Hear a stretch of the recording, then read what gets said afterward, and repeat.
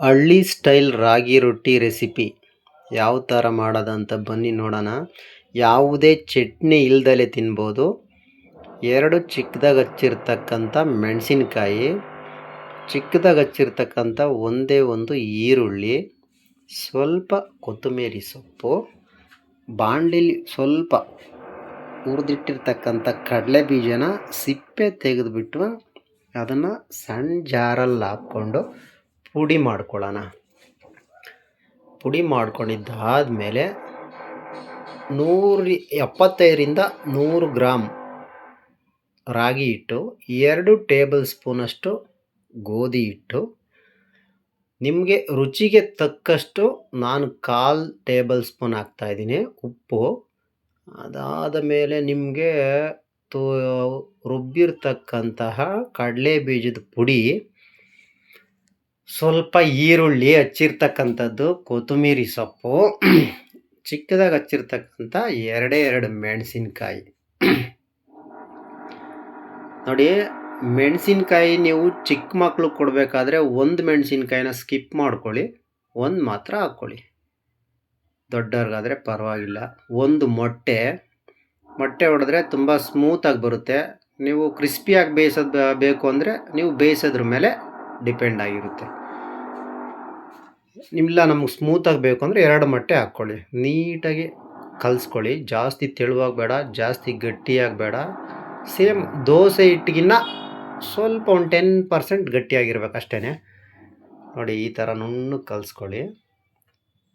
ನಾನು ಹೇಳ್ತಾ ಇರೋದು ಹಳ್ಳಿ ಕಡೆ ಮಾಡ್ತಾರೆ ರೊಟ್ಟಿ ಜಾಸ್ತಿ. ಹಂಚನ್ನ ಲೋ ಫ್ಲೇಮಲ್ಲಿ ಇಟ್ಕೊಳ್ಳಿ. ಇಲ್ಲಾಂದರೆ ನಿಮಗೆ ರೊಟ್ಟಿನ ಎಳಿಯೋಕ್ಕೆ ಬರಲ್ಲ. ತುಂಬ ಜನ ರೊಟ್ಟಿಲಿ ಮಿಸ್ಟೇಕ್ ಮಾಡೋದೇನು ಅಂದರೆ ತುಂಬ ದಪ್ಪ ಎಳೆದು ಬಿಡ್ತೀರಾ, ಇಲ್ಲಾಂದರೆ ಕೈಲಿ ತೊಟ್ಟು ಹಾಕ್ತಾರೆ. ಅದು ತುಂಬ ದಪ್ಪ ಬರುತ್ತೆ. ನನಗೇನು ಅಷ್ಟೊಂದು ಅದು ಇಷ್ಟ ಆಗೋದಿಲ್ಲ. ನೋಡಿ, ತುಂಬ ತೆಳುವಾಗಿ ಎಳಿಬೇಕು. ಲೋ ಫ್ಲೇಮಲ್ಲಿದ್ದರೆ ಚೆನ್ನಾಗಿ ಎಳಿಬೋದು. ಈ ಥರ ನಿಧಾನವಾಗಿ ಎಳಿಬೇಕು. ನಿಧಾನವಾಗಿ ಎಳೆದಿದ್ದಾದಮೇಲೆ ಇದಕ್ಕೆ ಏನು ಸೈಜ್ ಇದೆ ಆ ಸೈಜಿಗೆ ತಕ್ಕನಾದಂಥದ್ದು ಒಂದು ಪ್ಲೇಟ್ನ ಮುಚ್ಚೋಣ.